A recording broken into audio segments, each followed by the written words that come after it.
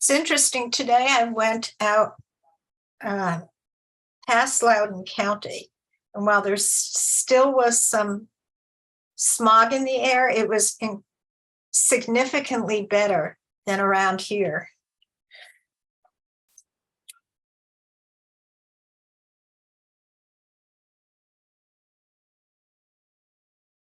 I don't know if any of the rest of you have had similar experiences. Sally, I haven't. That's interesting to know. A friend of mine lives in Roanoke, and he said it was really bad down there. And he lives kind of up on a significant hill in Roanoke near the mountains. Yeah, maybe it was just where I was. It was very rural. And no cities. It was, at all around there. But as we were driving back, you could see the smog grow and the air quality get worse and worse and worse. That is interesting. I wonder if it's being funneled through the mountains out here. That's interesting. I don't know, but we had been debating whether we were going to have lunch outside on a patio or inside, and it was pleasant enough so that we could eat on a patio. That's great. Yeah. But I was just looking, the air quality tomorrow is supposed to continue to be really, really bad. That's interesting. My wife just said she understood it was going to be better tomorrow, but I don't think they're going to know till tomorrow morning. right, that's true. But what I thought was unhealthy was what it was going to be. I don't know if it's going to be extremely unhealthy or what. I'm going to shut this off so I can answer this call.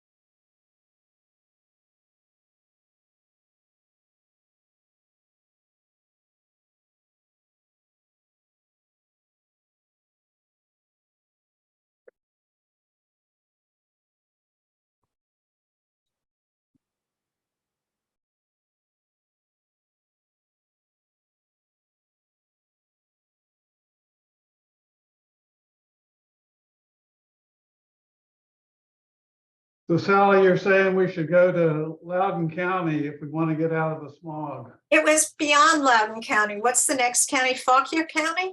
Oh, okay. Where were you at? Oh, a friend and I went out to lunch at a restaurant out that way that she had been to before and had liked. Gotcha. If you are genuinely interested, I will look up the name of it and send it to you separately. Okay, thank you, Sally. That would be good.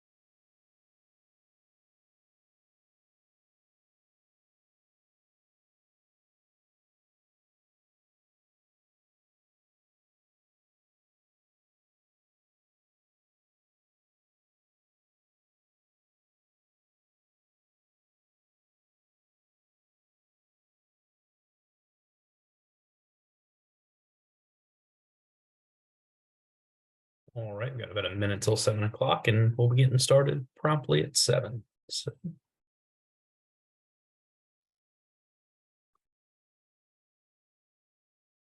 Is that you, Austin? that is. How you doing, Gary? Pretty good. How are you? Back to work, huh? Doing well. Yep, I've been back since May, April or May? April. You've been Late. back to work since April? Yeah, I have just been. I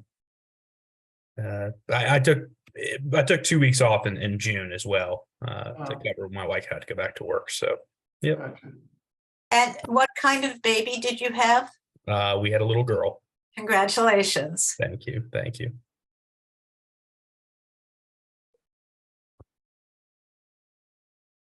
All right. Well, Bill, it's 7 o'clock. Do you want to get started?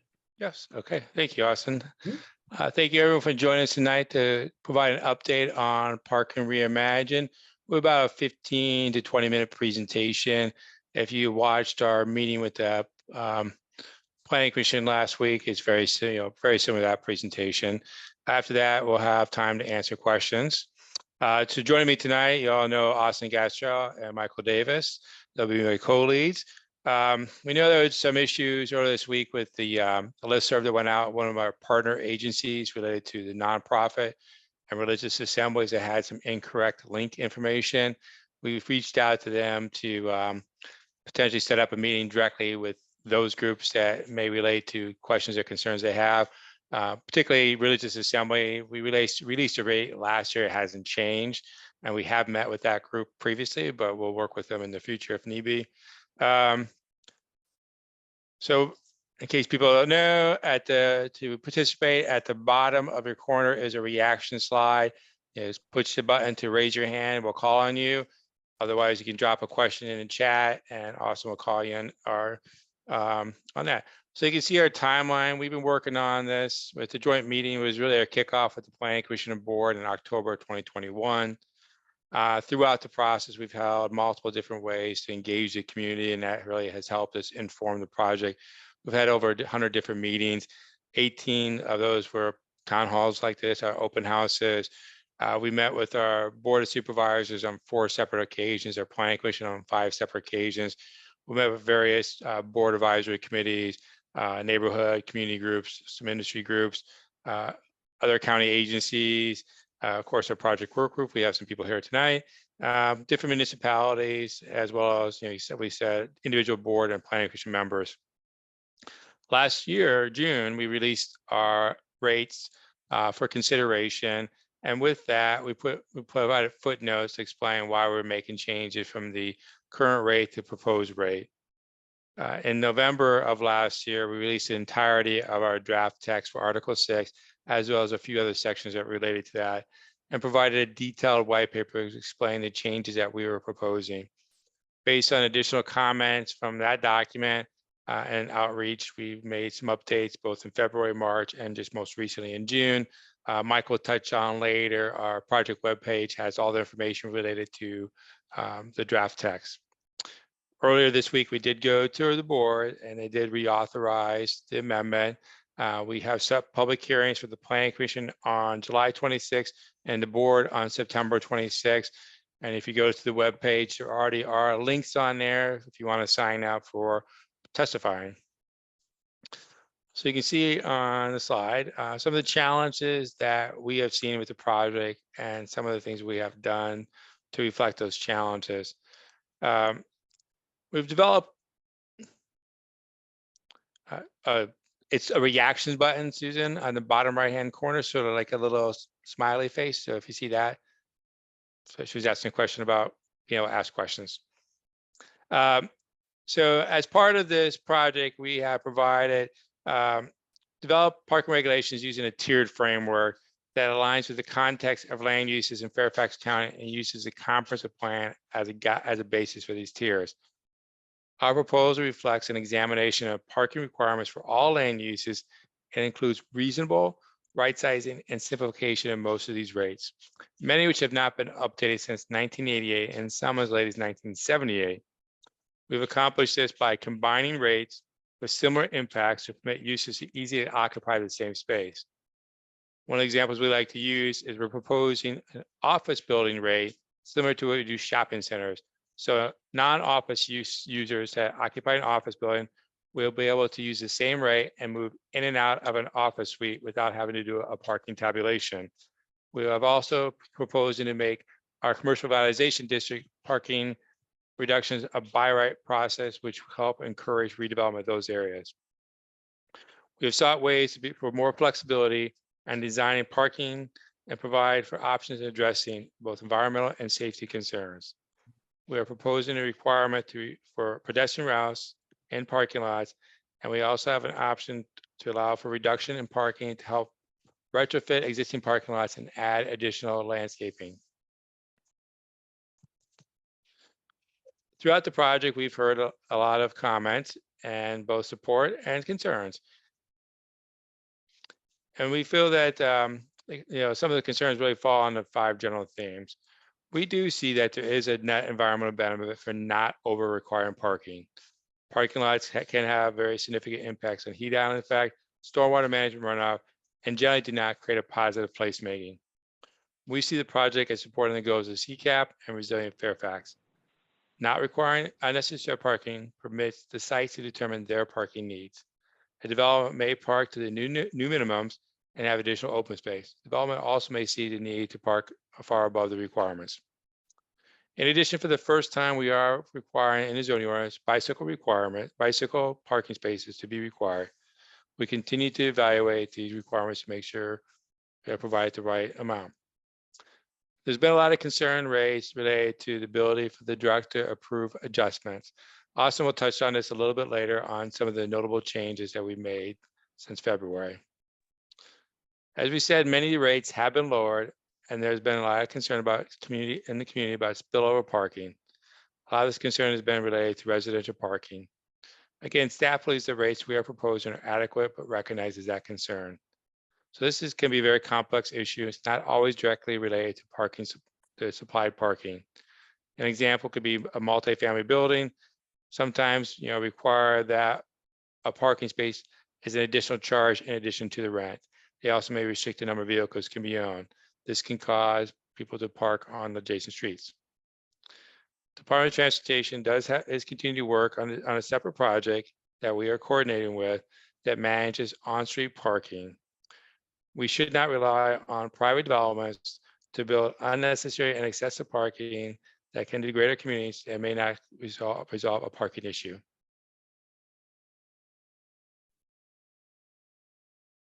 So since we last met, the following significant changes have been made to the proposed text. Many of these changes are in response to community feedback, as Bill said. The type of parking rate adjustments the director can approve has been reduced to 2 options. So that's shared parking and transit-related adjustments. For both of these adjustments, the criteria to qualify for administrative action has been clearly and objectively defined. For transit-related adjustments, the director's authority has been capped to 30%. All other proposed adjustments are now subject to board approval after a technical review by staff. Language was also added to the adjustment criteria requiring a demonstration that no adverse impact will be caused by the proposed adjustment. In addition, a provision was added requiring the submission of a parking utilization study if parking problems arise after implementation of an adjustment. Currently, this is a standard approval condition of a parking adjustment. And by the way, Sally, I see your hand. We'll finish the presentation and then do questions. So you'll be first. With regards to the multifamily parking rate, staff has altered their proposal. So the minimum parking requirement for multifamily development in the revitalization tier is now 80% of the base rate. Previously, staff proposed a bedroom-based rate for revitalization areas. Both the percentage rate and the bedroom rate can still be considered under the proposal, and rate ranges are associated with it. So again, on our webpage, we have copies of our drafts that have ranges for most of these rates, if not all the rates. For bicycle parking, we have increased recommended rates while also adding a bicycle parking tabulation requirement. So residential parking requirements have been a primary topic throughout this project. In summary, the current draft text proposes no changes to the base rate for single-family detached dwellings. For single-family attached dwellings and stacked townhomes, the current rate is retained with the addition of newly required visitor parking requirements in common areas. Under the current ordinance, all required parking for a single-family attached and stacked townhome could be located within a dwelling unit's garage or on their driveway. The proposed base parking rate for multifamily dwelling units is 1.3 spaces per unit. This rate has been suggested following review of national data measuring average parking demand for over 100 multifamily developments in non-transit served suburban areas. The proposed multifamily minimum requirements for the transit station areas, transit-oriented development areas, and the PTC districts remains bedroom-based. Based on our research, majority of multifamily dwellings within TSAs, TODs, and the PTC district are either studio units or one-bedroom units. Proximity to public transit, increased multimodal travel options, as well as smaller unit types results in less car ownership in these areas. So Bill talked about the tiered framework. The proposed tiered framework stratifies parking requirements based on comprehensive plan designations. This framework addresses that a one-size-fits-all approach for parking is not appropriate for Fairfax County. Using this method, a large majority of the county will be subject to base parking requirements. About 85 to 90% of the county will be base parking requirements, while lower requirements are proposed in areas with denser development and better transit availability. The tiered framework does not alleviate a property owner or developer from adhering to other zoning ordinance requirements, such as maximum floor area ratio, minimum open space provisions, or landscaping requirements. This framework does support the goals of the comprehensive plan by reducing the influence of parking in urban or urbanizing areas of the county. As many of you may be aware, a related zoning ordinance amendment is underway that proposes updates to ordinance sections pertaining to parking lot landscaping requirements. The graphic on this screen illustrates the combined effect of parking reimagined and increased parking lot landscaping requirements being proposed by that amendment. The outcome in this case is decreased required parking, an increase in required open space, and an increase in required landscaping. I would also note that on the right-hand side, it's pretty hard to see in this graphic. We're going to have a different graphic next time we come to the board, but you can see a walkway added in here. This is what Bill had talked about. This is our pedestrian walkway as well that is being proposed by this amendment. The idea of these walkways is to connect not only parking spaces, but also off-street sidewalks, off-street multimodal options for transportation, things like bus stops, to connect them to the front of businesses so people can walk to businesses without having to walk through the middle of a parking lot. You can get out of your car as well, and you can walk down a safe travel aisle instead of walking down the middle of the parking lot.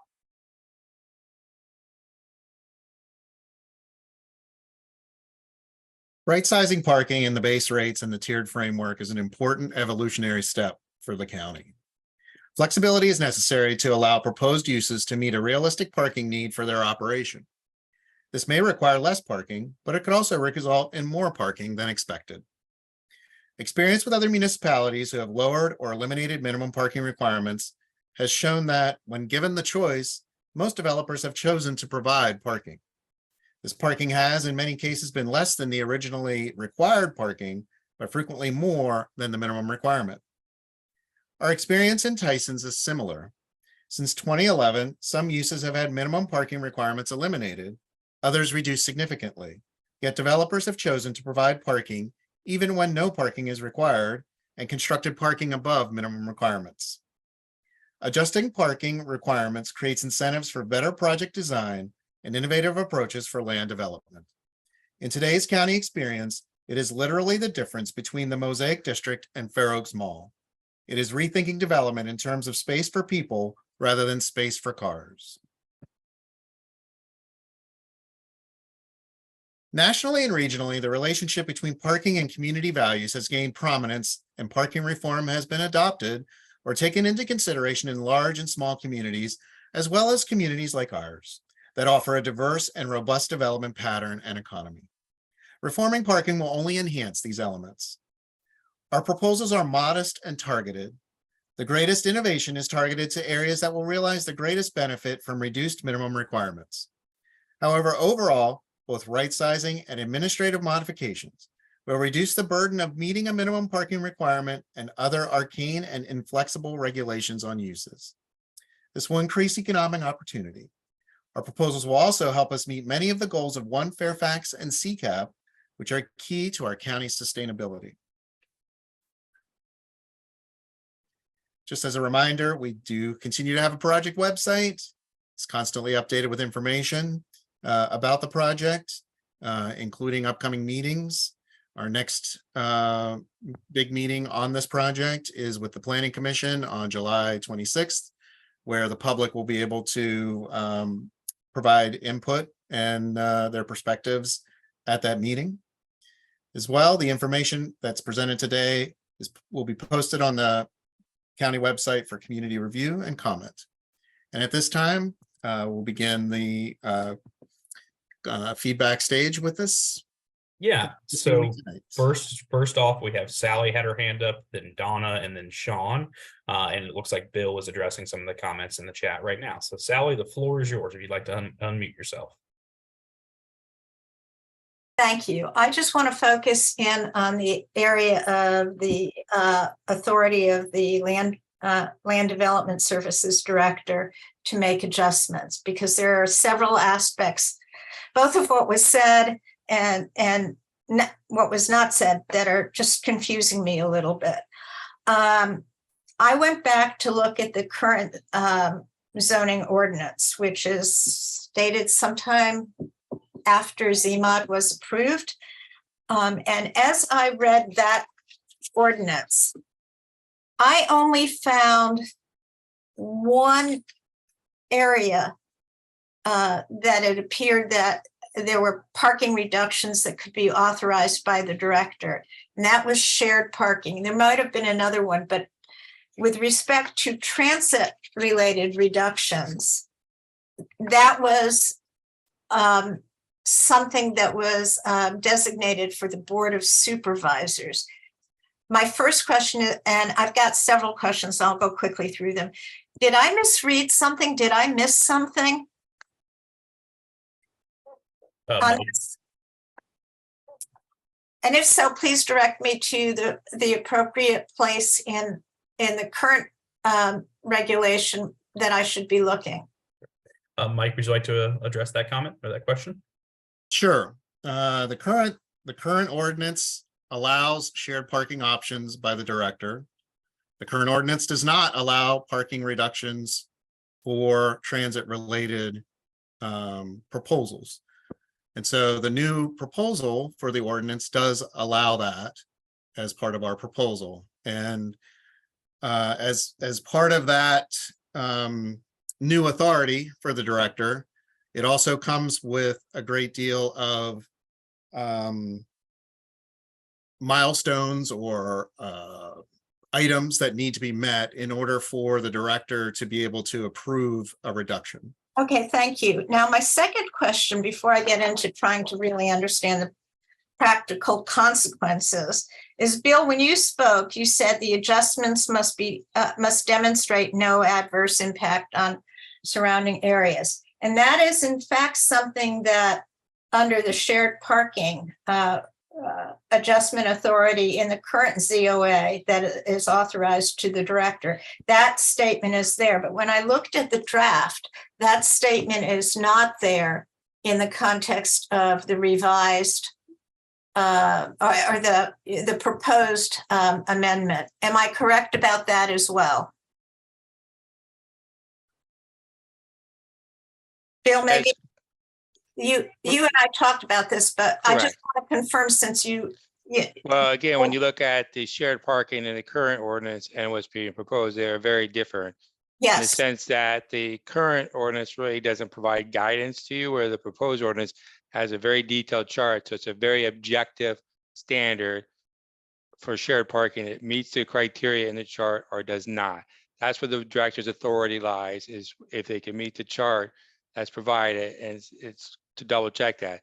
So that's where we think there's the objective standard being proposed now is very different than what's in the current ordinance. okay. And I would respectfully request that in future briefings on this, that you not make the statement that the LDS director still has to demonstrate no adverse impact because on the surrounding or adjacent areas, because that's just not true. I am confused. I would note that when I read the current ZOA about the shared parking and went through all of the language, though I have to admit, my eyes glazed over a bit. It just seemed to me that in the most important respects, that description, which is a word description, was identical to the table kind of description that is in the proposed COA. So quite frankly, I just don't see a big difference other than that the proposed, the table is probably far easier for people to read.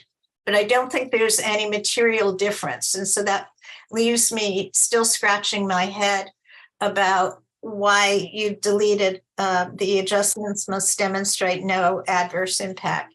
But, and maybe you can comment on that. Yeah, I can, Sally, really quick. Okay. So 6106, so that's adjustments to minimum parking requirements.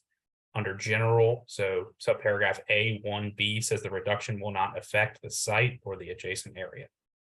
Not in the draft that. Yeah, this is the draft. It's on the webpage. I have it. This open. is in context of the board.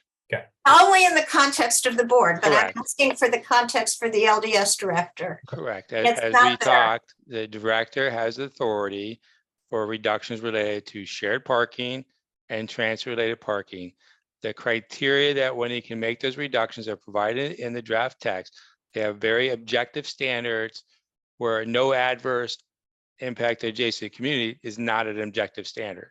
The Okay, board can use that, and what we did is, as you recall, originally the director was being proposed to have authority to redo reductions for all the things we were proposing: affordable housing, environmental benefit.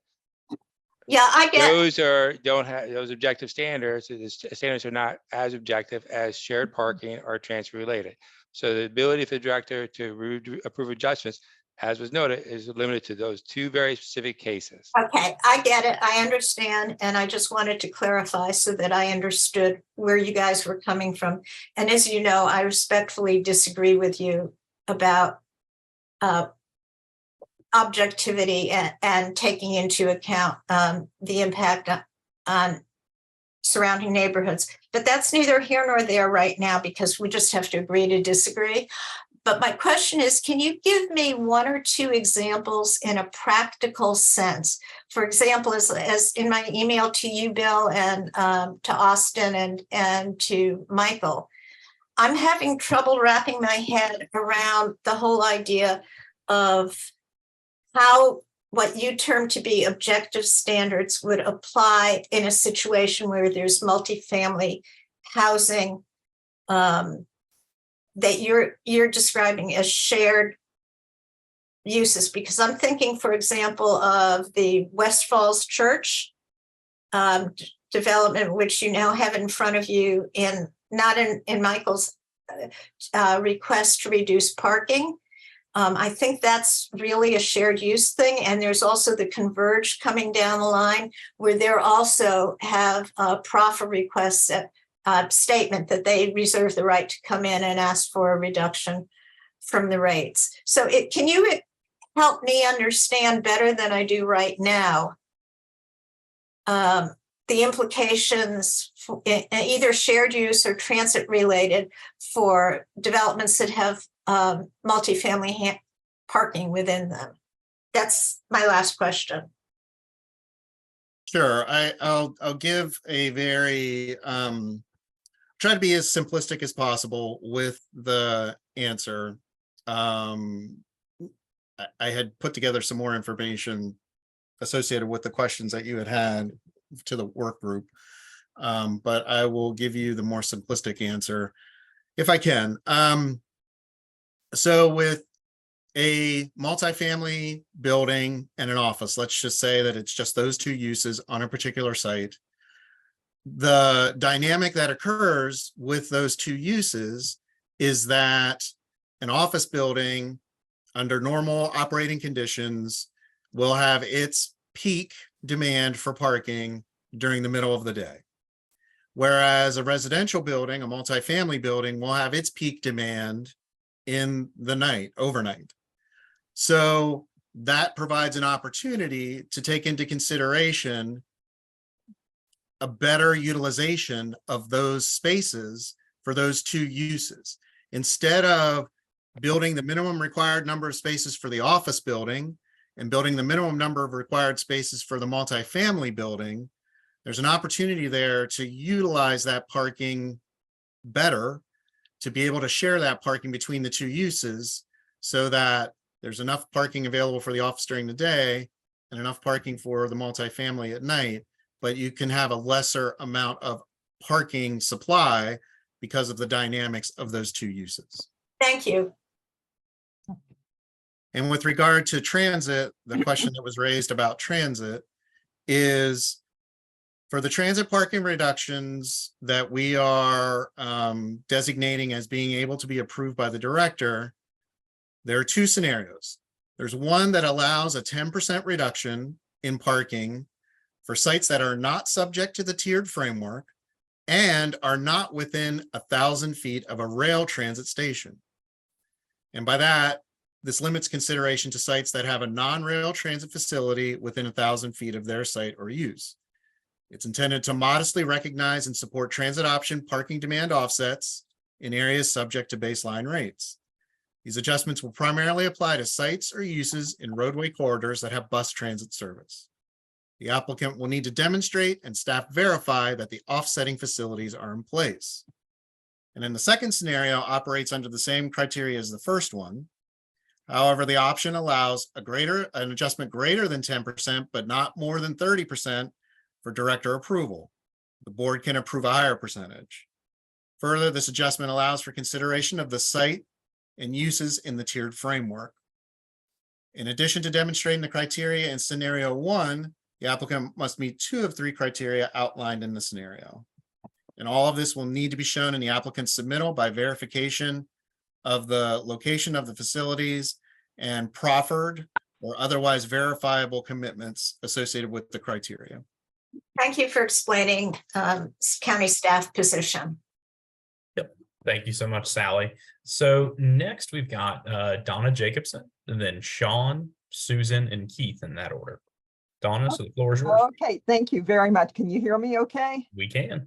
Okay, great. I had 2 questions on the presentation, and one of them, I don't remember the page number it was, but it was the chart that showed the parking for multi-family developments. I don't know if we can. Yeah, I can that pull it up right now. I'm pulling it up. Oh, perfect. Okay. This chart? Nope. I can't see. There we go. Okay. That hold on. chart. Yeah, that one. Fantastic. So currently, if I understand this correctly, currently it's 1.6 spaces. And you're changing that base rate throughout Fairfax County. You're reducing it by 20% to 1.3 spaces. And then if I understand things correctly, with the revitalization district, you're reducing the 1.3 spaces down another 20% to get to the 1.04 spaces. Is that correct? That is correct, as shown as on here. Yep. Okay, so now that, okay, well, I have a couple of questions. And can the director of LDS reduce that any further, and in what situations? Mike, do you want to address that comment?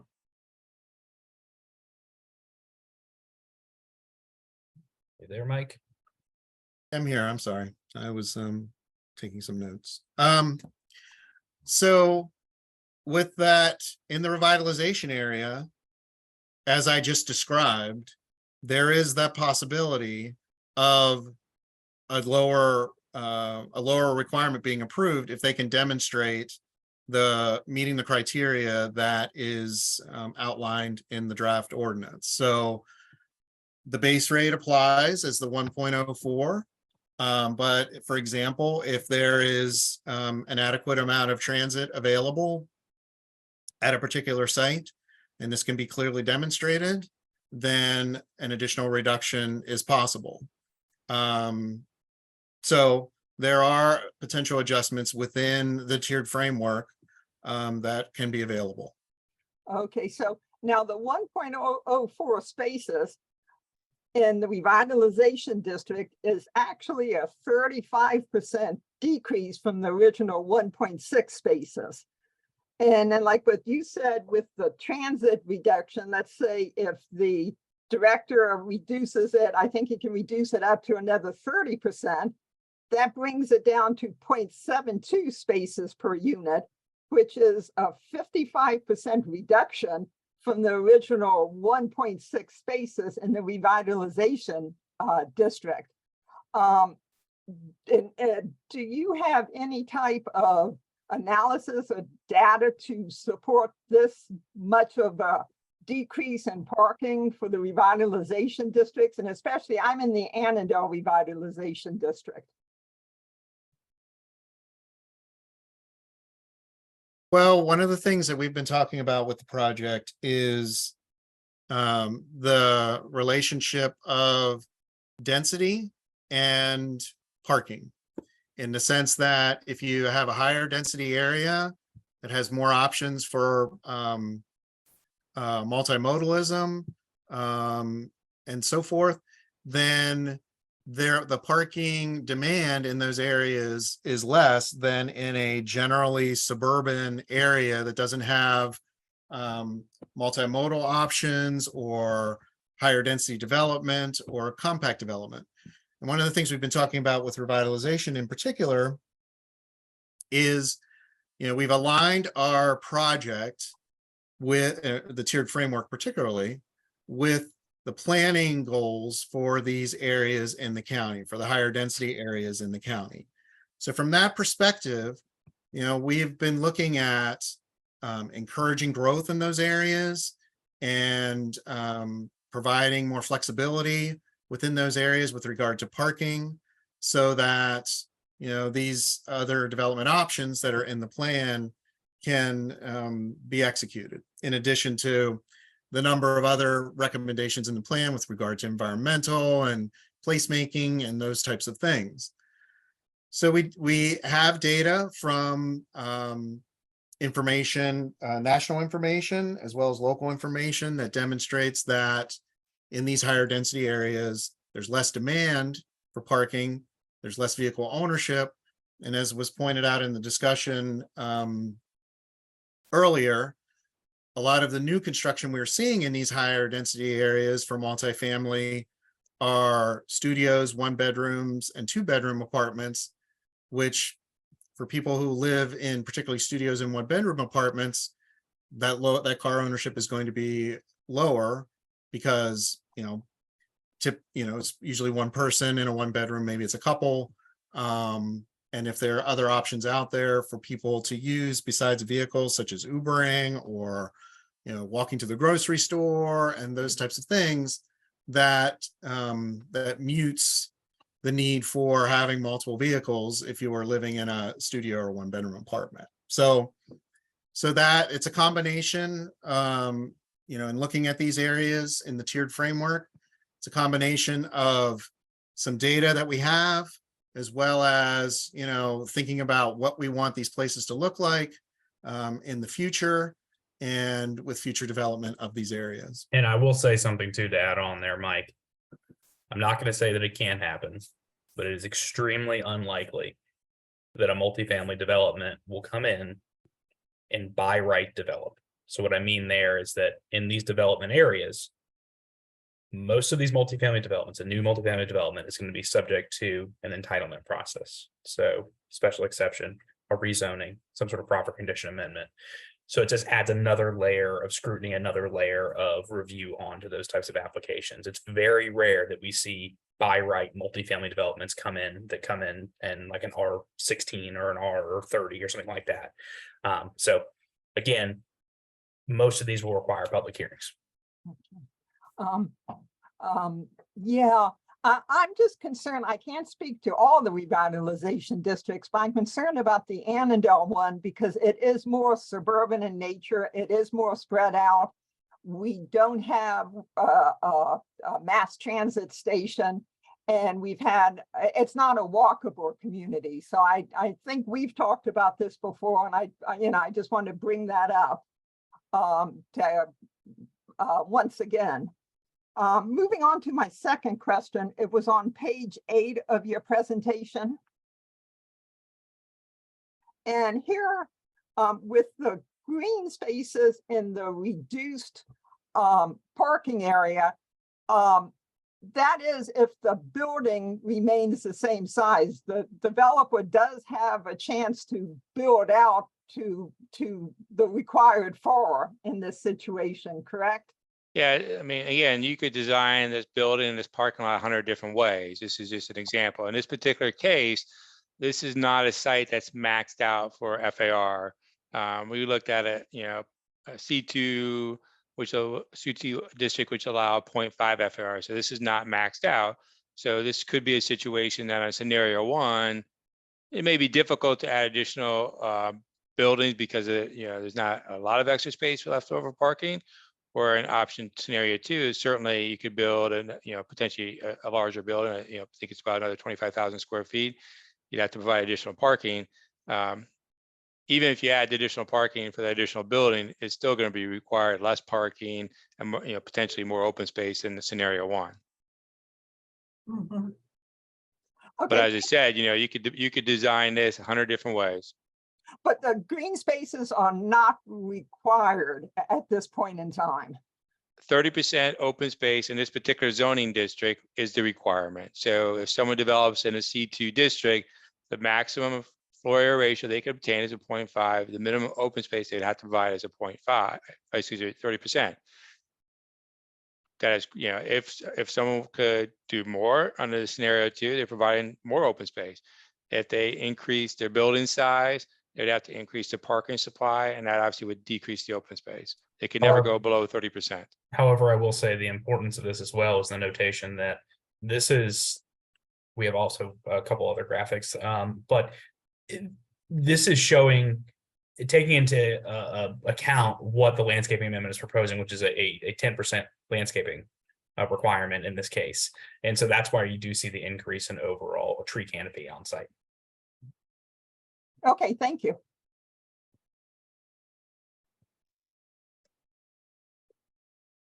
All right, so next, I believe it was Sean, then Susan, and then Keith will be after Susan.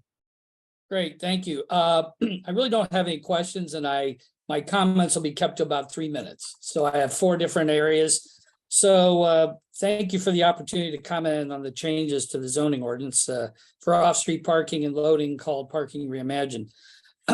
My name is Sean Inslee, and I live in Reston. I'm a CPA and a retired chief financial officer of a public company. Like I said, I have 4 observations and comments, and I hope these comments will influence changes to Parking Reimagined. First, I want to comment on the premise articulated by the county staff that reductions in the minimum parking requirements or MPR will result in more green space. I think that's an assertion without a basis in fact. A reduction in MPR for development projects means that developers have more space to pursue their economic interest. More space means that developers have more space for economic profit. That is a logical and factual result, not more green space. And the indication is simply contrary to the economic interests of the developer. Second, reduction in the MPR produces contrary results. I think the underlying premise that by reducing MPRs, the county will reduce car usage and hence pollution. That is also simply not the case. Automobile use means freedom and allows all members of our community, particularly low-wage earners and minorities, to pursue and enhance their economic potential. Reducing places where members of our community can park, whether near their homes or employment, does not create economic benefits for those users. In fact, with reduced parking availability, individuals will need to drive longer in search of parking near their homes or unemployment, increasing car emissions, not reducing car emissions. To argue that mass transit will eliminate this issue ignores the fact that mass transit cannot and will not provide access to every location and economic opportunity in the county. Third, the amended ordinance gives the Director of Land Development Services the authority, as you so adequately stated, a 30% additional reduction in the MPR beyond the changes proposed in the ordinance and possibly more for development projects. I think this change arrogates too much power to the director, an unelected and therefore unaccountable county employee. The Board of Supervisors should approve these reductions and is accountable to the public for its actions. Finally, implementation of Parking Reimagined ignores the complexities inherent in a county of over 1 million residents.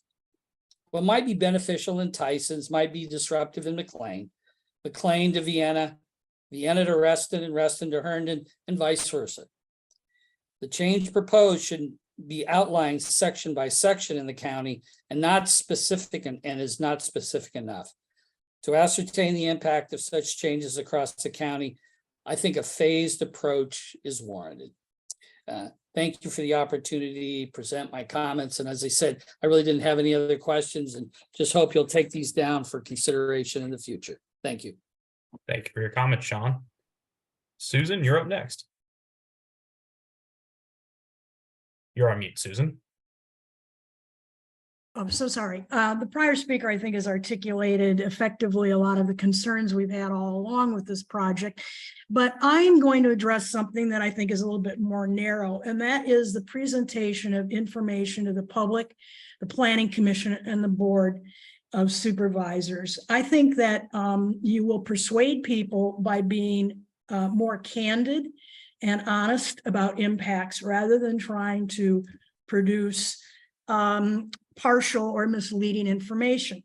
Now, I particularly have gone through all the zoning ordinances of our surrounding jurisdictions, and I am struck by the fact that your recently added summary that purportedly compares your recommendations to surrounding jurisdictions.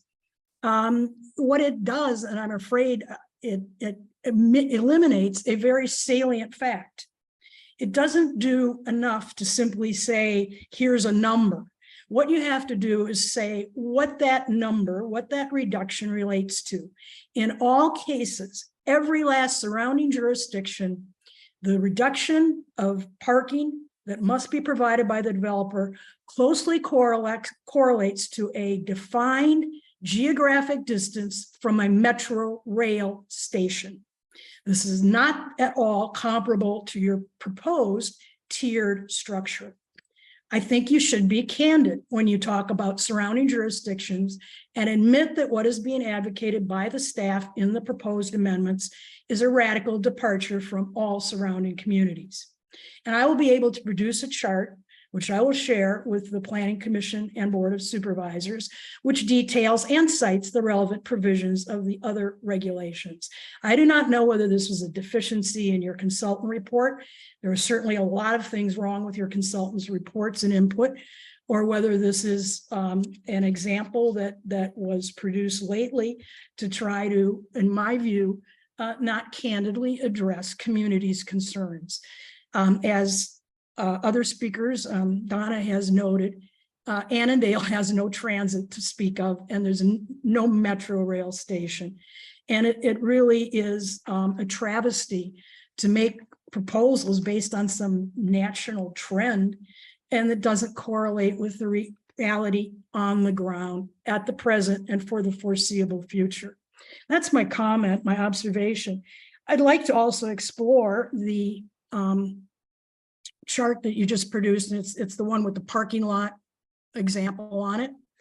And I do have some questions here, but I think in all honesty, to elaborate honestly on the potential results of these changes, it would be useful if you produced other charts that actually took into account different hypothetical situations. For example, let's assume that instead of having a building in the same footprint as would be currently authorized, 100,000 square foot building, wouldn't it be better to produce a document that showed what would happen if a builder decided to take that extra 35 to 50% space that would be made available and puts a building structure on it? I think it's logical to assume that that would affect the FARs. It's a complicated formula, but honestly, to say that there's no increase in the FAR, there is an increase, a substantial increase in density. And I think that that example obscures what seems to me a common sense conclusion. And it, I think, takes into account the concern that when you can do something by right, it's unrealistic to assume that all developers will somehow provide as much or more parking than would be required now. That just doesn't seem to make much sense to a lot of us. And we're very concerned about the effects on spillover parking into the affected neighborhoods. I'd also wish, and again, if you're going to provide examples, let's cover the spectrum of possible outcomes. I think that you used a FAR of 0.4. I think in revitalization districts, if I'm not mistaken, the FAR is much higher than 0.4, is it not? And would not you be able to build higher multi-story buildings with more units if parking, minimum parking requirements are reduced by the kinds of percentages you're proposing? Would you like to address that? Sure. I would still Sure. say This amendment does not change maximum FAR ratios. What we're saying here is that to this day, you can build to a maximum floor area ratio. This amendment does not change that. If I have a multifamily development, I could build to whatever the maximum FAR is today, and I can put my parking inside. So what I'm trying to say is that the land area may not be impacted when you have things like garage parking, but overall the FAR does not change. This amendment does not impact open space requirements, FAR, or anything like that. Is there other provisions of the ordinance that are maximum are requirements in place today? Bill, would you like to touch on that some more? Well, I mean, we picked a C2 office, which is a 0.5 FAR allowed by right. That's the same that's allowed in the C8 district. There's no general CRD district in terms of FAR. There's an overlay, which is a commercial revitalization district that overlays different areas in the county. The individual zoning requirement is based on those properties. They may be C8, they may be C2, they may be C3, C5. So there's not an FAR for a CRD. So there is individual zoning districts have that FAR. What the county currently allows to do is if you're designated as a commercial revitalization district, you can ask for a 20% reduction to your parking requirement. If you happen to be in Richmond Highway, CRD, it's automatic by right. Any others require you to go currently to the board. What this proposal does for non-residential uses is keeps that same 20%. Phrases it different, it's 80% of the base rate, so 20% reduction. It does change and add additional some non-residential residential uses to have a different parking requirements. So as we admit, that's an example of a C2 district. If someone, you can build it 100 different ways. It's impossible to put on there. You've described multiple different ways how it could be constructed. I'm sure we could all come up with 100 different ways someone can construct that site. It's a case-by-case basis, which is why you can't say, if I want to reduce parking, I have to have an X number of open space added to it. Because it's going to depend upon a case-by-case basis on how it's done. In a situation, there may be in that particular case, it could be an additional 25,000 square feet of development happen. Would it be a third floor development? Would it be another building? I don't know. There's 100 different ways to figure that site out. Okay, but it's my understanding in Annandale, it depends on which area you're talking about, but it's anywhere from 8 to 12 stories in the redevelopment district. And I'm still struggling with the concept because it seems so obvious. But a C8 district is 0.5. Excuse me? A C8 district is 0.5 FAR. A C2 district is 0.5 FAR. There are height limitations on that. So again, I can't tell you every zoning district that's in Annandale, because there's not one zoning district in Annandale. It's not one zoning district in a CRD area. It's an overlay that allows some additional provisions to help revitalization, including parking reductions. Okay, but I'm still coming back to what seems to be an obvious point, is that if you reduce the footprint for the parking, the area that must be now devoted to parking, and a developer has the option of instead putting more units on that space, are you not effectively increasing density? No. Because you're starting with the assumption there's something there. You're starting with a lot of assumptions. I don't have these assumptions. The potential density is the same there today. There's multiple different ways they can design that building. It could be a 3-story building. It could be a 4-story building. It could be a 1-story building. How you design the building is going to impact the available land for parking. It's going to impact the minimum amount of open space you have to provide. So you can't simply say there's one way to design it and you're going to somehow increase FAR. You're not increasing FAR. You may have more opportunities to spread that FAR and do it in a different way, but you don't increase the potential for that development. William, I think what Susan is trying to say is that we'll have more buildings. The density could be the same, but we would have more buildings. I think But that. my point is the zoning district determines the potential density intensity for that site. So if it's a situation where they have built under what's allowed, could something else be added? Yes, that could be today's standard. But the parking amendment does not add any additional FAR to the site. It doesn't decrease the amount of open space required for the site. But can the amount of parking spaces that are reduced, can a building be built there? It doesn't have to be green It space. depends on an individual site once again. So it depends on that site. Is there additional FAR available on that site? Can they build that additional building and still meet the open space requirement? That's going to be, quite frankly, a case-by-case basis. Okay. So there may be potential, yes, there absolutely is going to be potential that additional open space would be provided. There absolutely may be potential that if a site is not maxed out on the density, by reducing parking, you may have an ability to add more building. It's not an absolute. Either way. Okay, well, thank you for that, Bill. Susan, did you have any more questions? No, I understand it's a complicated formula and concept, but I guess the fact that is that there are so many different outcomes in my mind argues for proceeding cautiously and not interfering with the community's ability to oppose really ill-conceived development proposals with respect to density that would be incompatible with the particular characteristics of the neighborhood.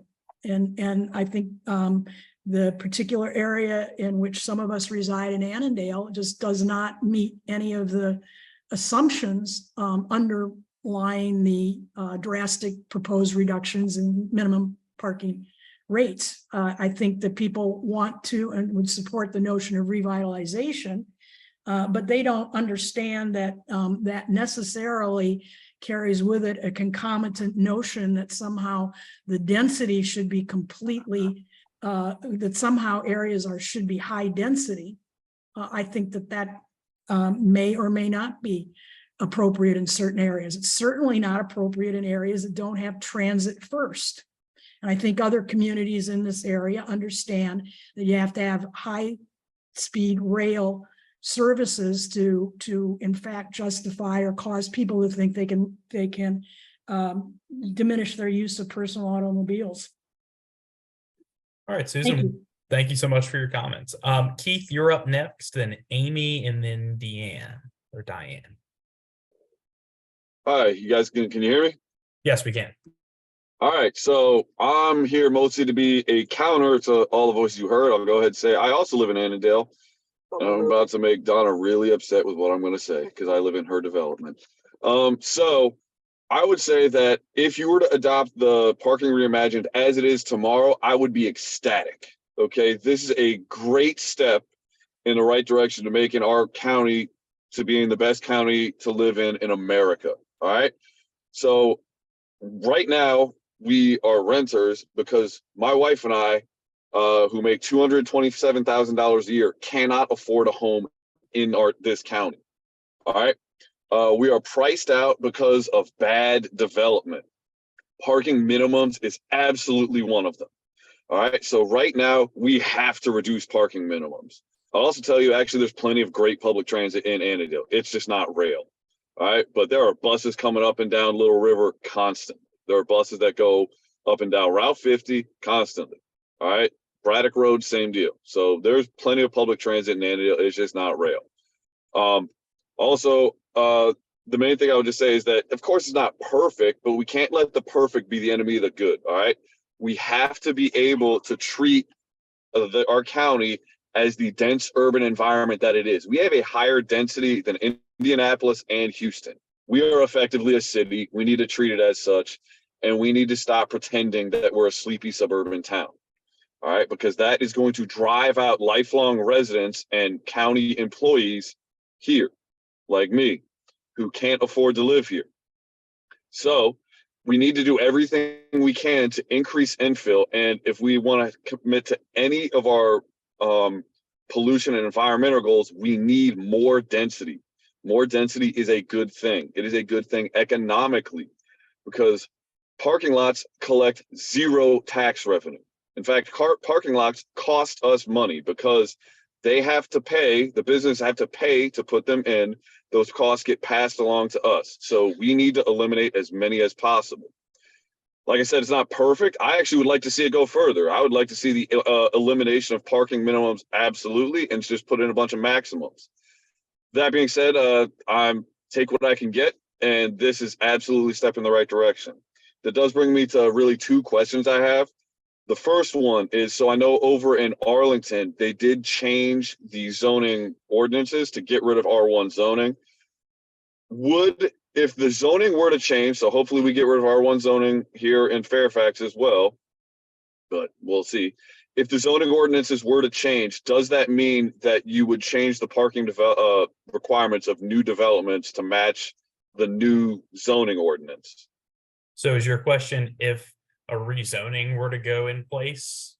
Yes. Would impact, well, parking requirements are based on the use themselves.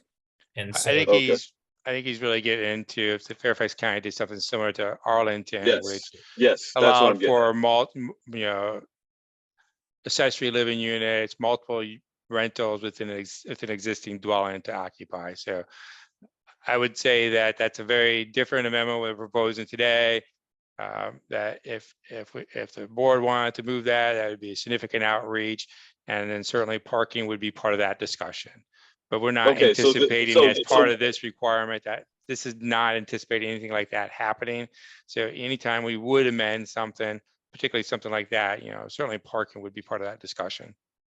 Okay, so essentially that then you would just we'd have to talk about it when those changes come down the line. If something like amendment like that was to happen, there would be a significant outreach for that, a significant process of explaining that as well as impacts. But again, that's not on the table today. So I don't want to give people fear that it's what we're talking about. I hope that it's not been talked about, and it's certainly not part of this amendment. Okay, thanks for clearing that up. Yep. I do appreciate that. So the next one is, so I looked through the requirements, and one of the things that I did see was that you reduced, I think you may have even eliminated minimums for all shopping centers other than those over 800,000 square feet. And for those, they did not change. Now, I think a shopping center over 800,000 square feet, it was still going to require a minimum of at least 200 spaces. If I did my math right, I might have moved the zero in the wrong space there. That's still a pretty significant amount of spaces. And like I said, that collects zero tax revenue and leads to a lot of this big empty space that isn't used most of the time that could be used for better services. Is there a reason why the larger shopping centers didn't have those, didn't see the reductions? Because my understanding is that a lot of the goal here is to reduce sprawl and maximize better use of the land in the county. So there was a recent amendment, I think it was 2019, that specifically focused on regional malls. That's your shopping centers, 800,000 square feet and above. And that did significantly change the parking requirement at that point. And that's where it came in at the 2.5. So when we looked at that, we felt that would be very recent. there was not a need to update that number, but we did look at the shopping centers currently has 4 tiers. Under 100,000 square feet is 4.3 spaces. If between 100 and 400,000 square feet is 4 spaces. If between 400 and 800,000, it goes up to 4.8. And then it Yeah. goes down to 2.5 at over 100,000 square feet. So we condensed it down to 3 tiers, under 100,000, slight reduction from 4.3 to 4, the 100,000 to 800,000, where the current rate is between 4 and 4.8, that kind of splits the difference. It's now at 3. Splits the difference between where the smaller shopping center and the regional mall shopping centers. So again, our rates are between 2.5 and 4 spaces per 1,000 square feet of shopping center, depending upon the size of the shopping center. Okay, so And- just to give me an idea of when you say a regional mall, is that Fair Oaks, is that Tyson's, or are those Yes, both? correct. Okay, gotcha. Okay. All right, that helps because that is one, I'll be honest, I don't have a great idea in my head of what 800,000 square feet looks like. So that does help. Okay. All right, I appreciate it. Like I said, I want to voice support for this as much as I can. I know usually at these types of meetings, you get a whole bunch of people showing up to complain. And I want to be the counter voice to that so that you know that there are lots of people in this community that not only support you, but need you to do this type of thing so that we can continue to live here. Thank you. Thank you, Keith. Amy, you're up next. Then Deanne, and then Gary. Can you hear me? Yes, we can.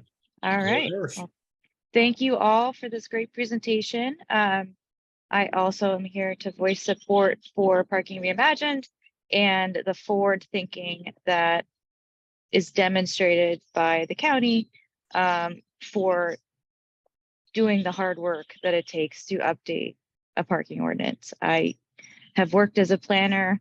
In fact, I was the planner that went out and counted cars in parking lots to collect that data that people were talking about tonight.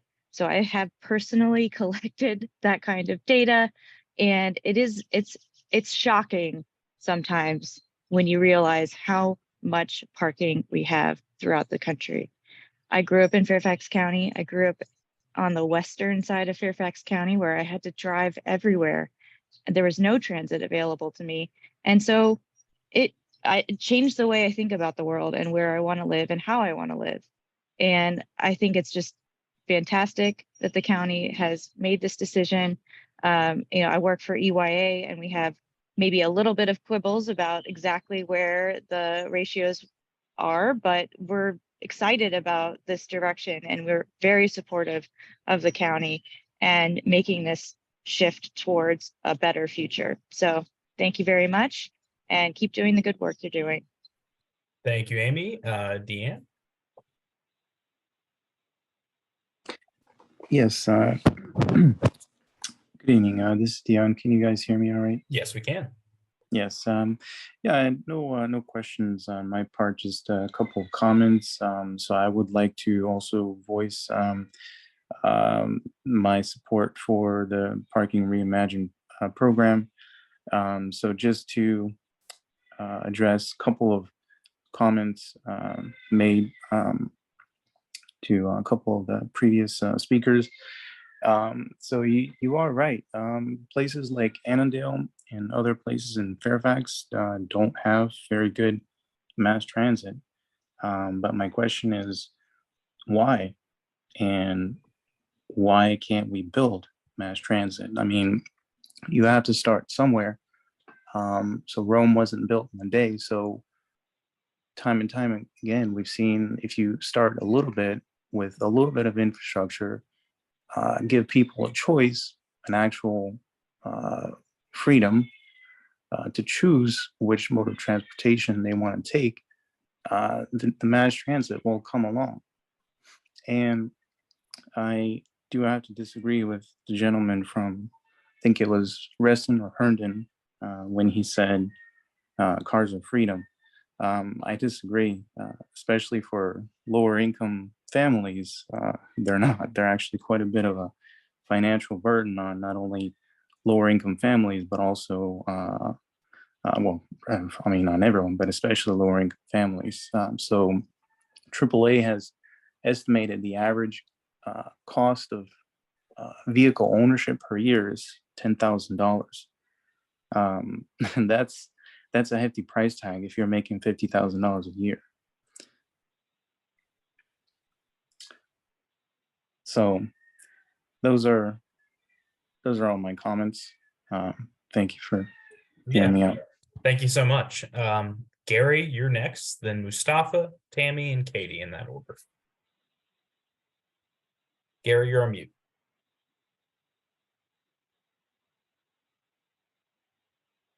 Sorry about that, Austin. I'll just say that I happen to agree with Sean's comments, but the thing that was mentioned by Susan about distance, I think we're almost past this point, but as you know, I brought up, I think we should be using distance from the metro station. And when you compare with the comparison chart, you're going over into a lot of areas that use that. And maybe Susan is going to come up with a different kind of comparison for that.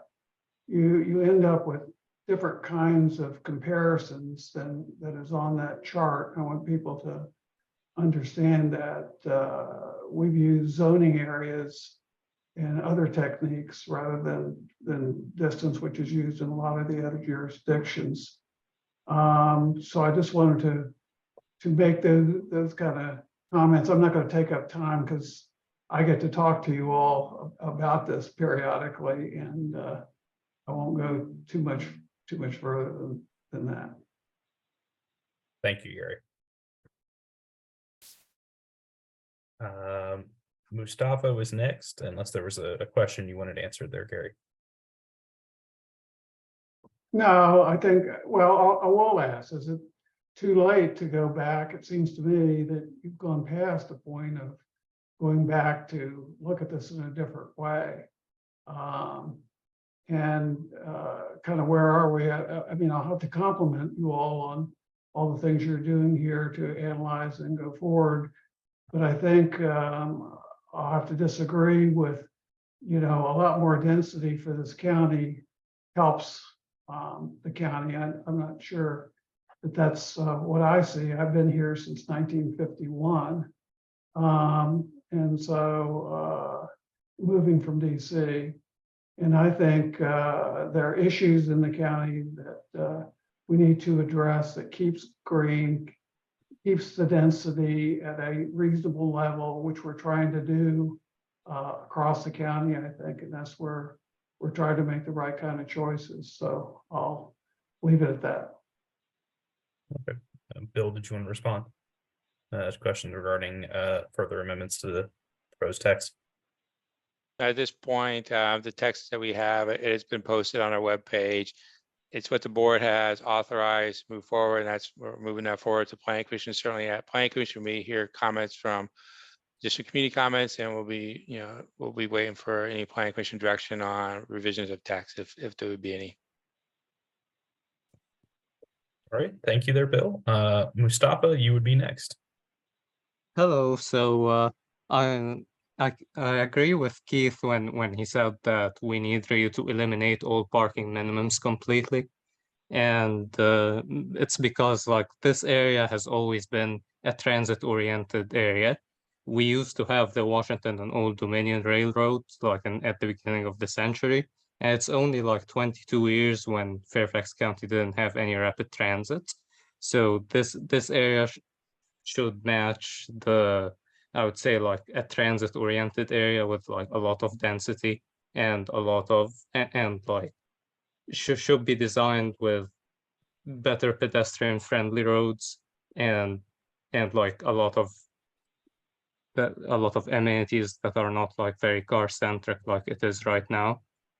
I think also this year we had like the most pedestrian deaths, and it's growing, and I think this is all part of like the pro car infrastructure that's here, the very car centric, and this is including parking as well, because parking induces demand and it brings more cars to let like people drive more. So I think also like regarding parking minimums as well, it hurts businesses economically, there was, I think, a case in, I think, a restaurant here in Falls Church that had problems with parking and because of parking requirements and couldn't afford rent. So I think this also, like with the parking requirements, it makes us like lose a lot of businesses as well. A lot of small businesses cannot start up here because of lack of location and because of parking. And as well as during a houses crisis, we need more houses. We need more houses and better development and better use of land. Thank you very much. Thank you, Mustafa. Tama, you are up next. Thank you. I hardly know where to start. I'm a little freaked out at some of these comments. One thing I want to say is the heresy of all heresies. Has anybody been reading the paper that Metro has a $750 million shortfall this year alone? And we all are assuming that mass transit is a given, and people are wondering why there's not more. It's because it's super duper expensive. So we want to eliminate cars and shrink parking. And in the meantime, we expect our residents and our businesses to succeed. This makes no sense. So that's number one. Number two, what about the poor people in the county? Some gentleman said, oh, cars are too expensive for them. They should take mass transit. It's not reliable. It doesn't necessarily go where they need to go when they need to go. It doesn't carry their tools or make multiple stops out of mass transit areas. They're supposed to Uber. Have you checked the price of Uber? Have you even checked the price of mass transit? Personal vehicles, whether they're trucks or cars or hoopties or who cares, that it should be available to all people. Isn't Fairfax County, Fairfax devoted to the equity of people? Yet we're making assumptions that people who live in multifamily don't need as many parking spots. This seems exceedingly discriminatory against lower income people. And I, for one, it bothers me a lot. Less vehicle ownership and revitalization areas. You're almost guaranteeing that a struggling area is going to stay struggling if you reduce the parking to the point where people, the businesses can't have customers come. They can't find parking. I'm never going to Arlington again for a restaurant. Went there a couple years ago, drove around for 40 minutes or more, missed the time of the dinner that we were meeting people for, trying to find a freaking parking spot there. Nuts. So don't emulate them, because that doesn't work. I thought Keith was hysterical talking about how he wants to minimize or get rid of parking minimums and have maybe maximums. Where was he testifying from? His car. He has a car. And so he's adjudicating that the rest of us don't need our cars. That is so crazy. I'm so concerned about how this is affecting lower income people in the county. And I just pray, go slow. This idea that lower parking requirements are going to result in more green, not happening, never happening. If that happens, make it a requirement if that's your goal. And I agree with that. We have climate change issues that are so extreme, and we're just sort of ignoring that in this whole conversation. Nobody wants acres and acres of unused parking. That is not the issue. Those circumstances where there are acres of unused parking are so limited. Tyson's, Fair Oaks Mall, which is plans there to completely ring it with residences, that's not going to be in our future anyway. So I just, you're putting out this that we need to reduce our parking on some theory that we have acres of unused parking. I don't think that is representative of the community. We have so many areas that are so different. And I'm glad you're not right sizing it with one formula. But reducing multifamily parking to me is really dangerous and really discriminatory. Thank you. Thank you, Tammy. Katie's up next, then Whitney, Dennis, and then Jim. Okay. Can you hear me? Yes, we can. Go ahead. Good evening. My name is Katie Osterbeek. I am an Assistant Vice President of Development at the Peterson Companies. We're a family-owned land development company headquartered for over 50 years in Fairfax County. I wanted to thank you for the opportunity to speak this evening and voice our support for the Parking Reimagined initiative. The current Fairfax County Parking Code was developed in the 1980s before consumer behavior changed with the invention of the internet, ride sharing, same-day delivery, and even remote working. As consumers continue to change how and where they work and live, Fairfax County needs to continue to adapt their ordinances so that the parking supply is balanced and meets but does not exceed the demand. The current parking code too often enforces the construction of unneeded and unused parking spaces. With the adoption of Parking Reimagined, it will be easier for developers who have not maxed out their FAR to reinvest in expanding existing shopping centers, such as Fair Lakes, to offer more amenities within their existing developments rather than continuing to encourage new greenfield development. By reducing the commercial parking requirements, Fairfax County residents may be able to benefit from the development of new buildings inside existing shopping centers, which in turn generates additional tax revenue and provides opportunities for additional jobs inside these established communities. By reducing the required number of parking spaces for new developments and not increasing the allowable floor area, the county is limiting new impervious surfaces, which leads to less stormwater runoff and reduces the heat island effect of pavement. In summary, we support Parking Reimagined as a tool to apply appropriate parking standards throughout the various urban, suburban, and rural parts of Fairfax County to allow more thoughtful land development choices and lessened environmental impact while meeting the needs of Fairfax County residents and businesses, both now and in the future. Thank you. Thank you, Katie. Whitney, you're up next. Oh, yeah, thank you. Sorry, I'm not showing my face, but I've been sick in bed. You don't want to see me. Anyway, but you can see, I think, a picture of a stream, and I want to talk about two things. One is, I think smart growth and reducing excess parking and trying to bring transit and affordable housing and creating, if you will, healthy communities. These are all super worthwhile.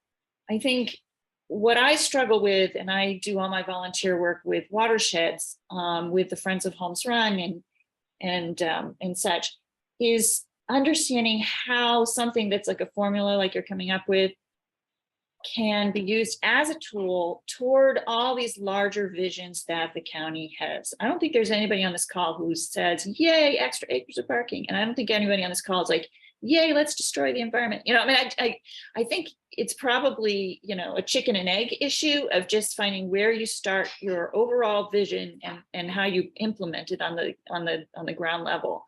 So I get the large struggle that you have, but I guess the struggle I have is understanding, like, if this were to go through as is, how this can potentially improve some of those overall larger visions, such as climate action. Unfortunately, the climate action in our county does not necessarily, like CCAP doesn't specifically talk about land use and green space and how that affects watersheds. When you do any sort of redevelopment, that is a golden opportunity to fix watershed issues, right?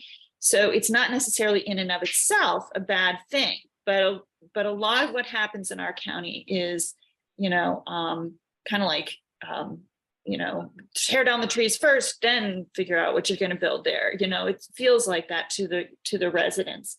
What incentives will there be for developers to use some of that parking minimum reduction for increasing open spaces? And how can this tool, if you will, be used that way in negotiations? So that, I mean, how you know, the county's been saying all along, you know, we want this flexibility. Okay, but it's not written in. This is going to be flexibility toward what goals? You see what I'm saying? Hopefully this makes sense to you. Bill, would you like to take a moment to address that? Well, you can touch on the environmental stuff, Austin, but again, you know, we are making change related to parking only. Is not increase what is allowed on a site. The zoning district dictates the maximum density or intensity it's allowed. That's not increased by Park and Reimagine, nor is the open space decrease.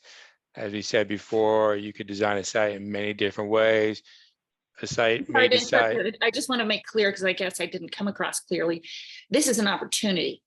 This is an opportunity for this board of supervisors or whoever it might be to improve on the green space. We have such a built out county. And if you've been involved in any watershed work, you know how fragmented it is, and how difficult it is to fix a stream once it's, you know, received all that impervious, you know, water runoff. And it can be that you have a giant parking lot that's not going to be built, but it's going to possibly be some other kind of impervious surface, like a bigger building or whatever. So I'm coming at it not just from, okay, so this is a parking reduction that's silent on the issue of it's not going to change, you know, what the, you know, the green space allotment will be or whatever.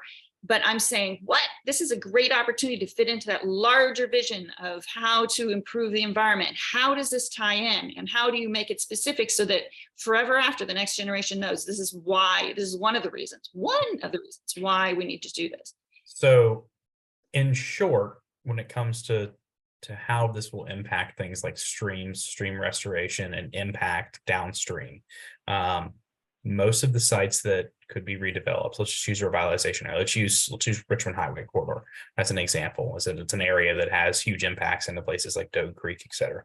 So in those areas, we see these mass expanses of underutilized parking. And we see sites that were developed before certain stormwater management requirements were in place or with minimal stormwater management requirements. And so at time of redevelopment, they would be required to come to current code on what would be required for stormwater management. And by doing that, it'd be better management of the stormwater runoff from the site. Now, when it comes to things like heat island impacts, et cetera, something we talked about earlier in this project was that there's a sister amendment going on when it comes to the landscaping and screening amendment. So their proposal currently right now is to increase requirements for parking lot landscaping. And so if a site was let's just say 5% was what they were required for parking lot landscaping, at the time of redevelopment, you're not only going to be bringing things into current code when it comes to stormwater management, you're now going to be increasing your landscaping on site, because if the landscaping amendment gets approved, that's going to be the impact. And so all these things, there's not one thing I can really point to that says this is the environmental impact. In our view, it is a overall environmental impact to reduce impervious surfaces, work with our sister project, the landscaping project, to increase parking lot landscaping, and then just better design sites by having updated development that, you know, meets current codes, and at the end of the day will have positive impacts on the environment as a whole. Okay, not to be dense, no pun intended. Sure. But how does, like, okay, walk me through it, because I am not a planning person. Sure. So you know, say you're in Annandale, since everyone's picking on Annandale tonight, so why not? And you have, you know, like and some strip malls, and, you know, you have not a walkable area, and you know, might have this overlay district that I don't know much about. But if you are redeveloping what is currently already developed, that is a golden opportunity. I get it, to reduce stormwater issues, and hopefully it sounds like there can be no increase in impervious areas. It sounds like that's what you're saying, but maybe that's not what you're saying, in which case that's where the distrust comes along. So Well, go ahead, Mike. No, I was gonna, you know, one of the things that we've talked about, and you touched on it in your initial question, Whitney, is we are trying with this parking amendment to provide more flexibility for development that can implement other things that comport to the county's values in exchange for, or as a result of, a lower parking requirement for a site. And the example that I have is a McDonald's site on Route 50 in Annandale, on the north side of Annandale, near the intersection of Annandale Road. They came in for a redevelopment proposal. They wanted to reset their building. And as part of that discussion, the staff had wanted them to increase their open space area and their tree planting and landscaping on the site. But the issue was they had to meet a minimum parking requirement. And so that it was preventing them from doing what the county staff wanted them to do, to increase that green space and reduce the amount of runoff that was going to go into the stream that's behind that site. So the discussions ensued about, well, what can we do about the parking requirement?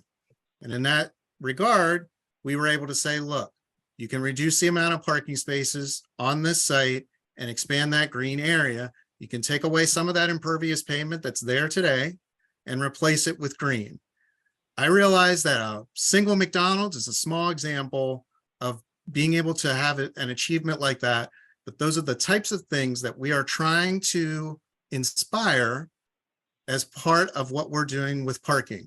Our parking project is but one block of elements that the county staff has approved and continues to examine and will continue to examine in the future to meet our environmental goals, our One Fairfax goals, and so on. So, you know, unfortunately, this project can't be the full answer to everyone's question or concern about what is the effect of, what is the positive effect that is going to occur with potential changes to parking.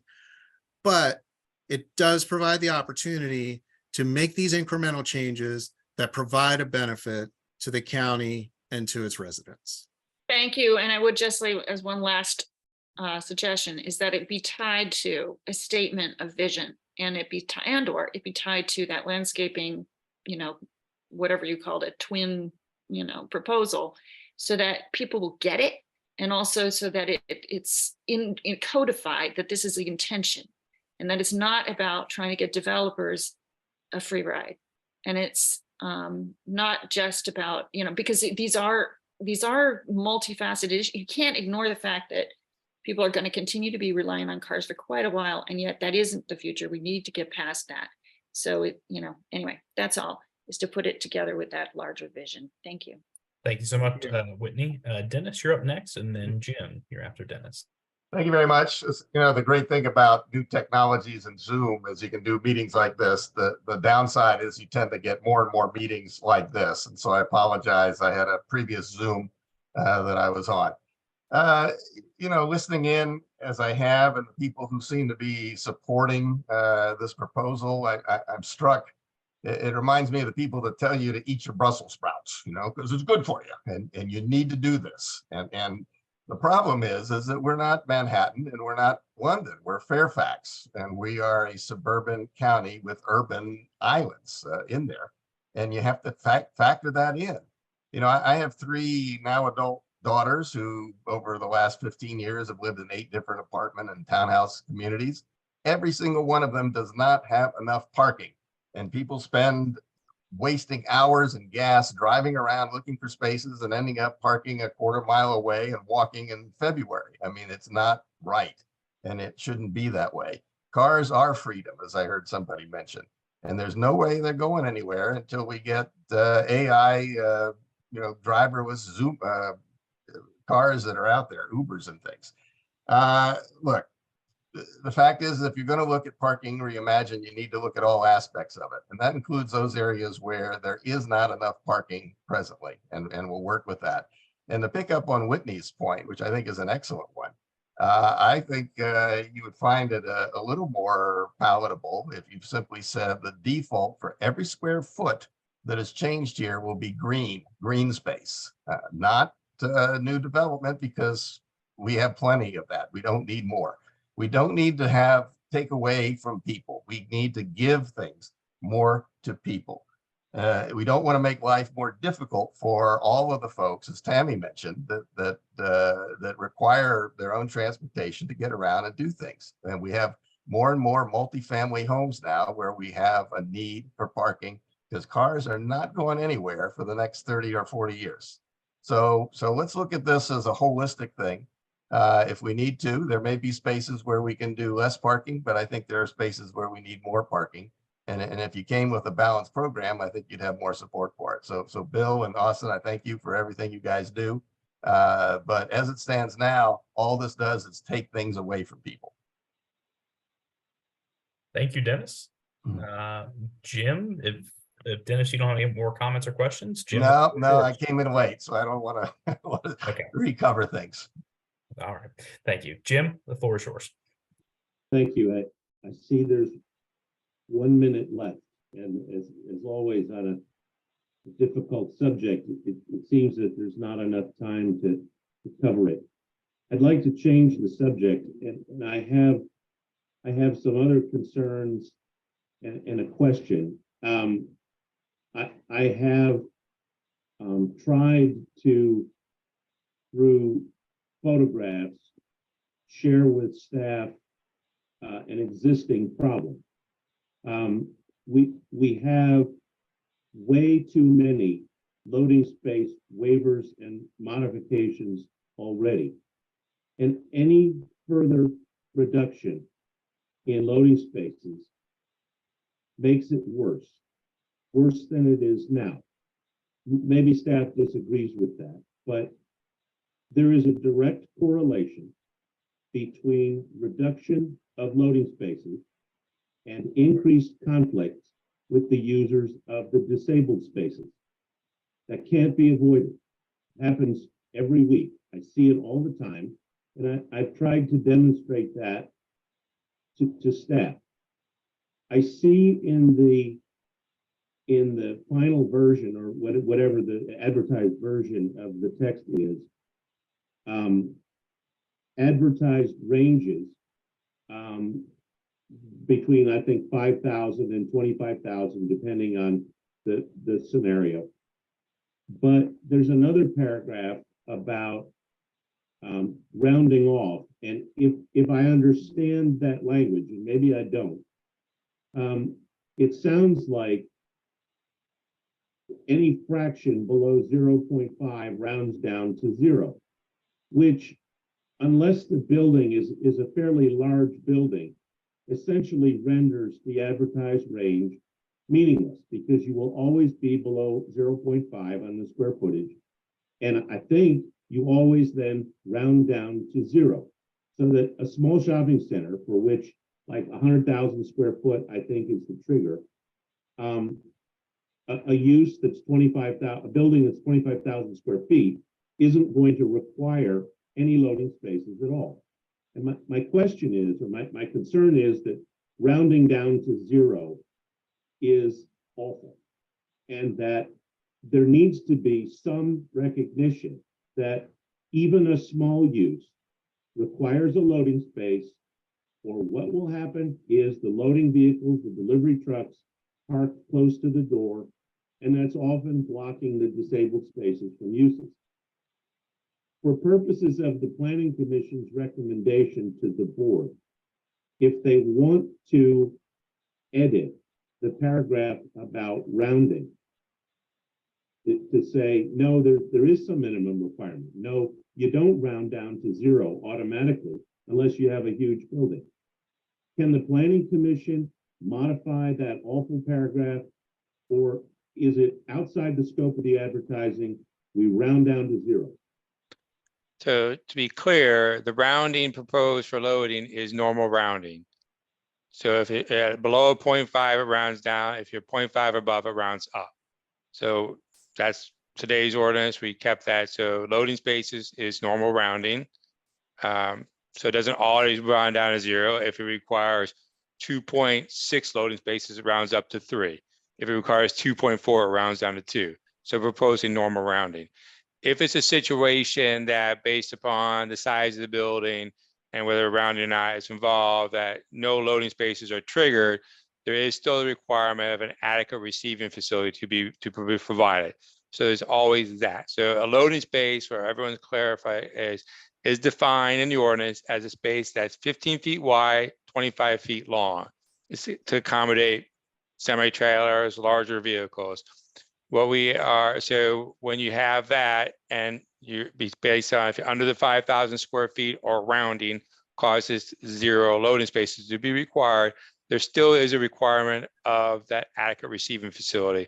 So an adequate receiving facility could be a situation where, and you see this in other jurisdictions, where you have a parking spot that is designated either by painting on the ground or by placard for loading only. It could be an eyebrow off of a road that allows the truck to move off of the travel aisle to conduct the loading activities. So we think that for smaller facilities, smaller buildings, that this flexibility allows, particularly for your smaller trucks that provide more services to them, your FedEx, your UPS, that are not necessarily coming in semi-trailers, that could be move off. Because I think a lot of the issue is the location of loading, whether it's either is not there or where it may be located. You certainly have loading areas in places where the delivery driver who's dropping off the package wants to go to the front door. Well, the loading dock is behind the back. So they create that issue that where they're trying to drop off, their package is not convenient to where the loading is. So they're doing what they're doing. And unfortunately, sometimes that does create an issue because accessible spaces are also located in that close proximity to the front door. So, there's certainly bad behavior on drivers that many of these places, drivers probably could park in a parking spot and do that. They're not doing that. Well, that's not my question. My question is, may the planning commission modify that language, or is it outside the scope of the advertising? I have to look at that specifically in terms of that issue about always rounding up in your situation. No, not necessarily. And I'm not so troubled. Once you're up to 1.0, maybe you can tough it out. But rounding down to 0 eliminates the possibility. I mean, I think what happens, and I don't frankly know what an adequate receiving facility is. I read that white paper from staff, and staff was recommending, they can park in the aisles in the parking lot, that's an appropriate substitute. And it is not. Parking in the aisles is exactly what creates this conflict. If parking in the aisles, and I don't mean, I'm yelling because my microphone is so weak. I'm not trying to be arguing with you, but the rounding down to 0 eliminates the space. If it could round up to 1, at least at some point, then at least something is required, even on smaller buildings. The other point I'll make, and I've gone a little longer than I had intended, there's not, I think, a direct correlation between the square footage of a use and the frequencies of deliveries. I think instead it's sort of a sliding scale, but that many businesses many small businesses get frequent deliveries just as much as the larger businesses. They're just smaller quantities of things. The mail truck comes every day, but it delivers fewer packages. The Office Depot truck comes and it delivers fewer boxes. Amazon comes and maybe they don't have as many packages. People get lunch, they just don't get as much food or whatever it is. And those same trucks are the same size. They're still there to take the elevator, go up and down and make their delivery. And the square footage of the use isn't necessarily the trigger. It might even be the number of tenants or something, but the square footage of the use isn't the trigger as to whether the delivery space is required at all. I hope that between now and the Planning Commission, we can figure out, is that beyond the scope of the advertising? And if it's not, is there some way at some point to not always round down to 0 when you're below 1? Because if you do, the way it is now, the range that you're advertising is meaningless because on a small building, it always rounds down to zero, whether it's 5,000 or 25,000. I think, if I'm doing the math right. Again, it depends where they come in. So the normal rounding would be if the trigger is 0.5 loading spaces, it rounds up to 1. It doesn't, it's only when it's below the 0.5 that it rounds down. For many times you do the math, it's going to be less than 0.5. It may be normal rounding for mathematical purposes, but it aggravates the existing problem for the users of the disabled spaces. And with One Fairfax and equity and everything else, there's a line in One Fairfax about everyone having access to uses. And it's bad now, and this change is going in the wrong direction if we are reducing the number of loading spaces. I mean, we hear the arguments, oh, it's a waste. It's expensive real estate. Nobody uses it. It's empty most of the time. Let's get rid of it. Let's be flexible. Let's put money in the developers' pockets. Let's do that. There is a reason for loading spaces, just like there's a reason for fire alarms and fire exits and other inconvenient things that cost money. And I hope that we're not just jumping on the bandwagon and saying, well, we're going to streamline this or we're going to reduce it. But please, reducing it to zero, or at least the way it's written up now, I think is the wrong thing to do. And I took 9 minutes. I didn't mean to do that, but these topics I think may need more time. Thank you. Thanks, Jim. And the next speaker is going to be Mark Looney, and Mark, you're going to be the last speaker for tonight. But really quick, Jim, we actually had a conversation today, and in future presentations, we're going to try to give examples of adequate receiving facilities to kind of better show what we're talking about. So, Mark, the floor is yours. Super. Thank you so much. I appreciate it. And I didn't intend to be the last speaker, but perhaps it's appropriate given what I'm going to say. I've listened to a lot of conversations, and I have more observations than questions. The sense I have is that there is a lot of fear and emotion that is creeping into this conversation around what are the worst case scenarios in the event that we get one or more aspects of this wrong. And I worry that we're basing decision-making on those fears and emotions as opposed to metrics and experience and best practices. One of the things that I've realized is that 15 years ago, I was the young guy in the room. And now I'm the old guy at age 54. The generations that have come behind me think differently, behave differently, and make decisions differently than I would. My son, who is almost 16, waited 4 months beyond the date when he was otherwise eligible to get his learner's permit.